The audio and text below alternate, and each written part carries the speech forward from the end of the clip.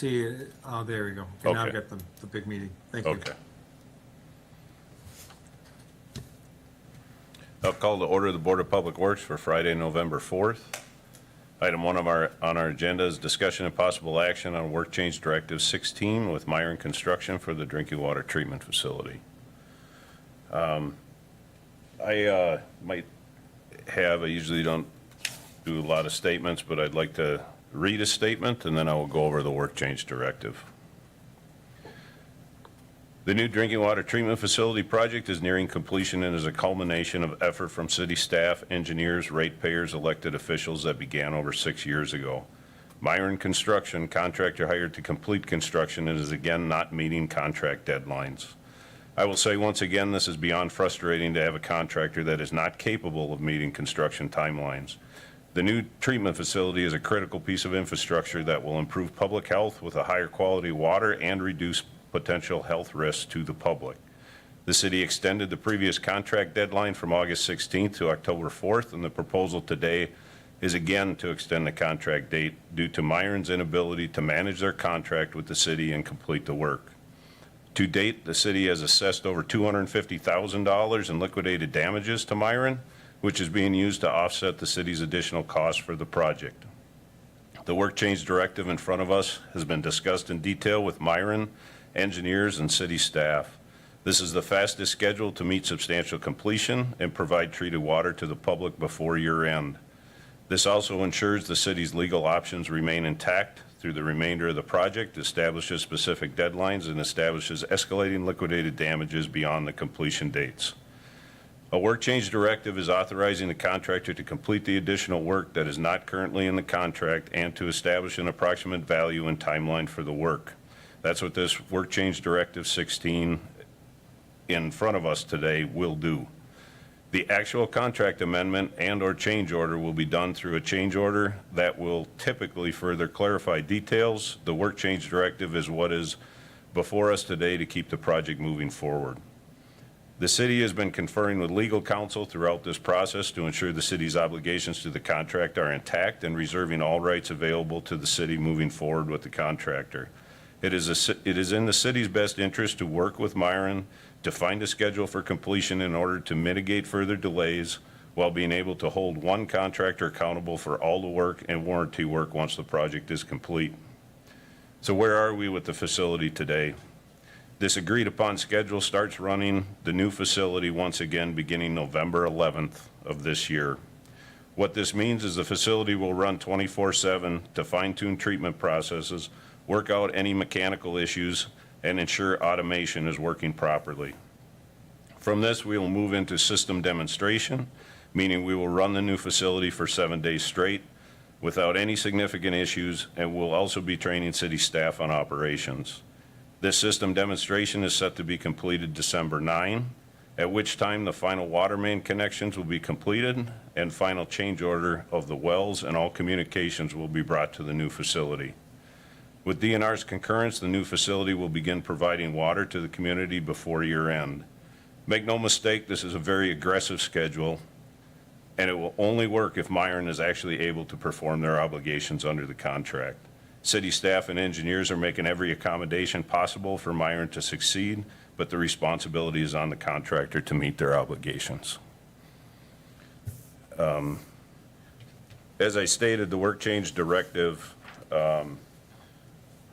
outlines some of the proposed date changes.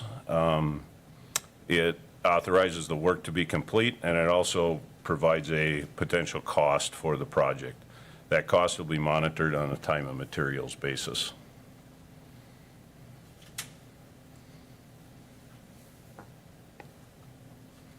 I don't know if the board has any questions or comments. Was there any clarifications that you have, Kevin, contractual-wise or otherwise? Only that this work change directive is a change directive by the owner to the contractor that says this is how work is going to change.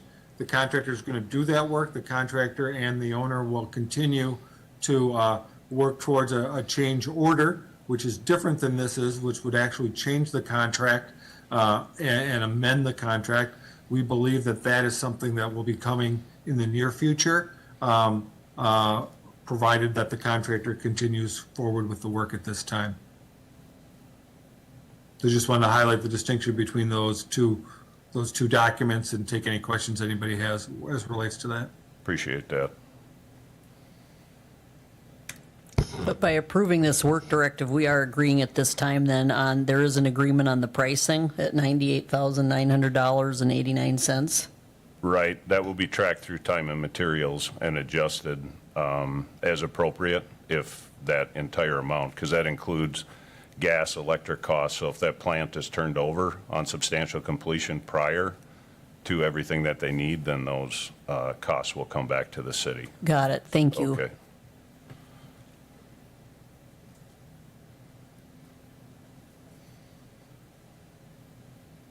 No further discussion. Tom?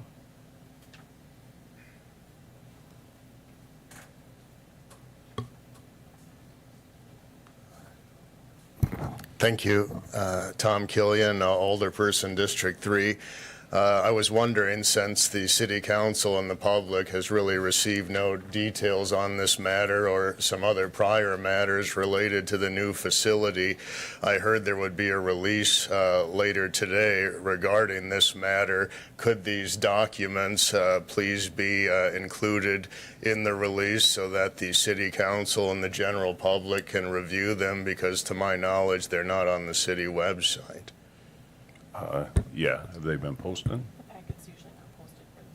Got it, okay. Yes, absolutely, Tom. I'll make Thank- sure that they're there. Thank you. Thanks.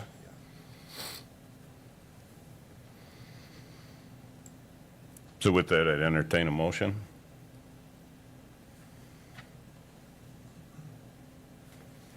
I'll make a motion to accept. The work change directive 16, Yes. correct? 16R1, the revision one that appeared in our packet.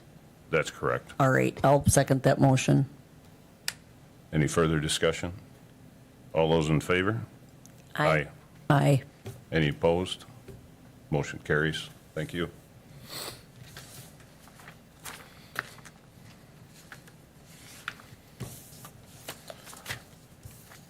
We also have an addendum, discussion and possible action on an amendment to the agreement with Becker Hoppy regarding the drinking water treatment facility. This is an agreement which reduces their contract amount by what staff has discussed with the engineers related to the chemical feed tubing costs associated with those replacements.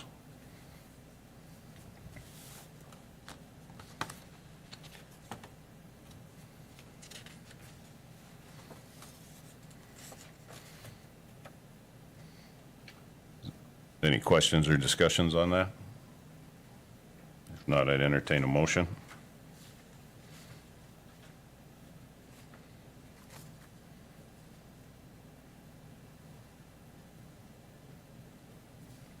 I'll make a motion to approve. I'll second. Any further questions or? No, I didn't know if you just wanted to point out for the record and the listening public that of the description of the additional services and the fact that Donahue is providing these consulting services at no cost to the city. And there's a deduction of the contract amount for Becker Hoppy. So I point out some of those facts. All right, thanks. Thank you. So the deduction in the contract amount is $23,273.15. And Donahue has agreed to waive any future costs through 12/9 with an estimated cost of $112,051.50. And again, these documents too can be put in to the press release as well, Tom, since they weren't there. So I have a motion and a second. All those in favor? Aye. Any opposed? None are opposed. Motion carries. Motion to adjourn. I'll move. I'll second. All those in favor? Aye. Aye. Thank you, Kevin. Thank you.